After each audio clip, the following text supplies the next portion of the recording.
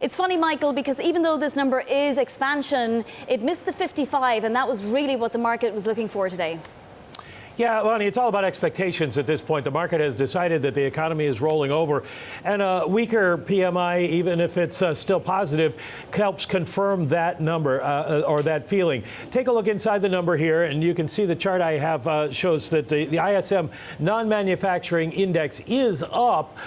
It is still positive, but it drops a little bit to, as you said, 52. The new orders index and the employment index both fall, and that is a significant contributor to what's happening in the markets, because the new orders index falls by 6 points, and that is a very big drop, almost 3-point drop for employment, which will probably figure into people's expectations for tomorrow. So at this point, it looks like the services industry, which is more than twice the size of the factory industry, the manufacturing PMI, of course, bad last week, also confirming that there is a slowdown underway, if not an outright contraction.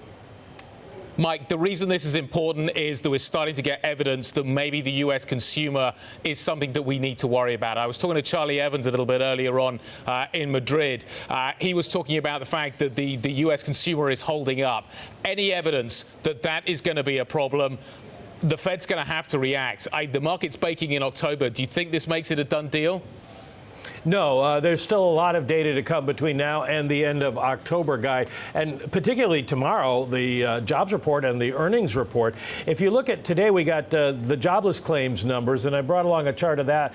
You can look at it either way, good news or bad news. Jobless claims were up by 4,000. They're still extraordinarily low, and continuing claims that represent people who have been getting jobless benefits for some time are still going down. It's just that the jobless claims numbers have now been up for 3 weeks in a row, marginally up. So, which do you want to argue? They're still so low that it isn't going to affect the consumer yet. The question is, do the reporting of gloom, does the stock market fall start to affect people's confidence?